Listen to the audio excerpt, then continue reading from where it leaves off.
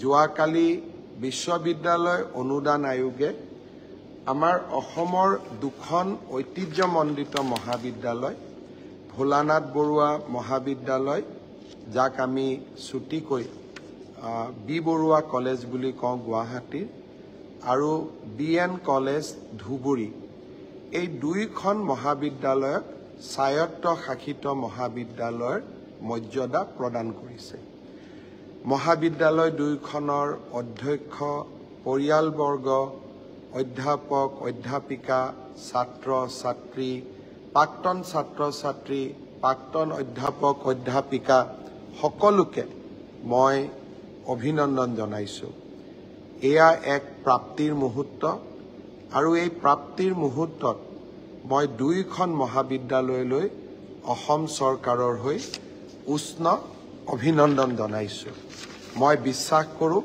অসমৰ ৰাইজেও এই সাফল্যত আনন্দিত হৈছে অসম লাহে লাহে সকলো ফালতে আগবাঢ়িছে এই দুইখন মহাবিদ্যালয়ৰ সফলতাই আকাশ চুব পৰা এখন অসমৰ সাফল্যৰ কথা আকৌ এবাৰ সোঁৱৰাই দিলে আপোনালোকে জানি ভাল পাব যে এতিয়া লাহে লাহে অসমত স্বায়ত্তশাসিত মহাবিদ্যালয়ৰ সংখ্যা কেইবাখনলৈ বৃদ্ধি পালে উত্তৰ Lakhimpur college JB college Nagaon college Sivasagar college Arya Vidyapeeth college Furkating college DR college Bir Lachit college আৰু এতিয়া বি বৰুৱা মহাবিদ্যালয় আৰু BN কলেজ ধুবুৰী মই আশা কৰোঁ শৈক্ষিক উত্তৰণৰ এই যাত্ৰা নিশ্চয় অব্যাহত থাকিব 2021 চনত মই যেতিয়া প্ৰথম মুখ্যমন্ত্ৰী হৈছিলোঁ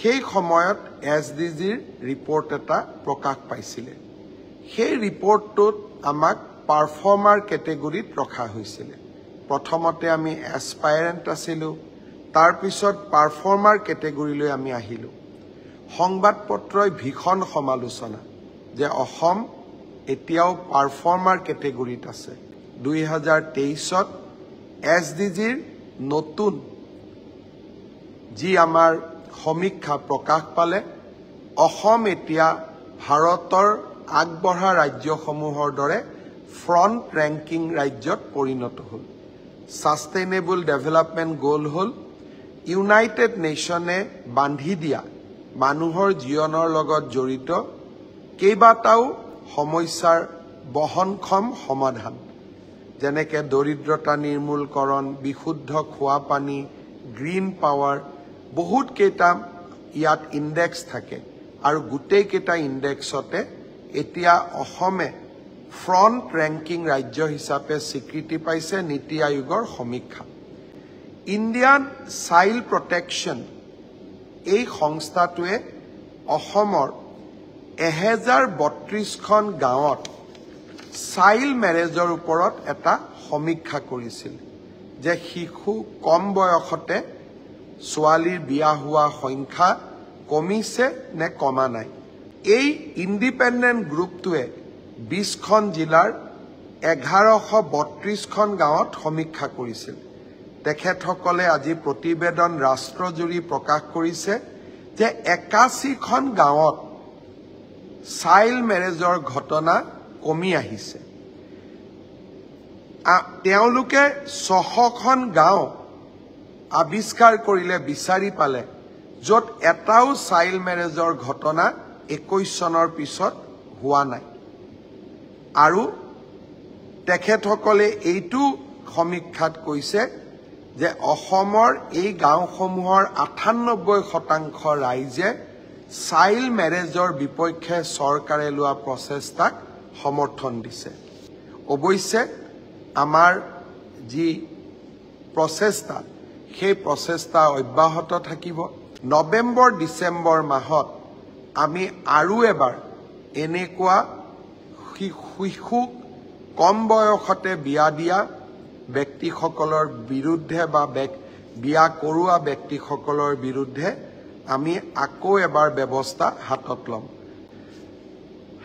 এটা নতুন ট্ৰেন্ড অসমত কিছুদিনৰ পৰা দেখা দিছে যে আমাৰ কংগ্ৰেছ দলৰ টুইটাৰ হেণ্ডেল ফেচবুক হেণ্ডেলসমূহে আৰু তেওঁলোকৰ কিছুমান নেতাই চৰকাৰখনক হোৱাই নোহোৱাই সমালোচনা কৰে। যোৱাকালি মই যেতিয়া ঝাৰখণ্ডত আছিলোঁ, একাংশ লোকে অসমৰ ছ'চিয়েল মিডিয়াত হাহাকাৰ লগাই দিলে যে অসমৰ চৰকাৰী চিকিৎসালয়সমূহৰ পৰা দৰ্জনে ডক্টৰে পদত্যাগ কৰিছে।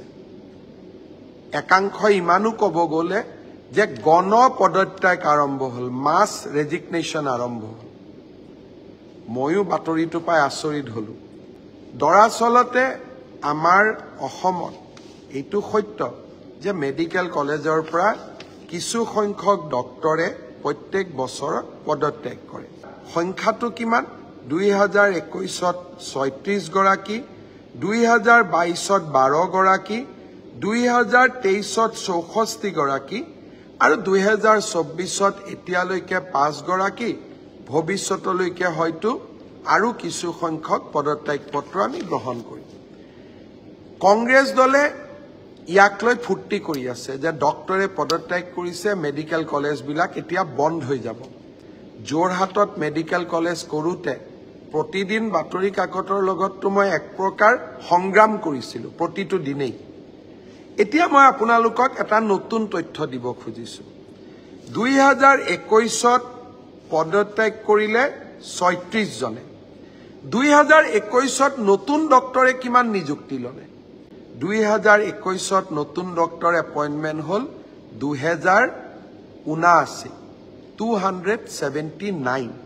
2022ত 12জন ডক্টৰে পদত্যাগ কৰিলে আৰু 2022ত মেডিকেল কলেজসমূহত 441জন নতুন চিকিৎসকে নতুনকৈ যোগদান কৰিলে।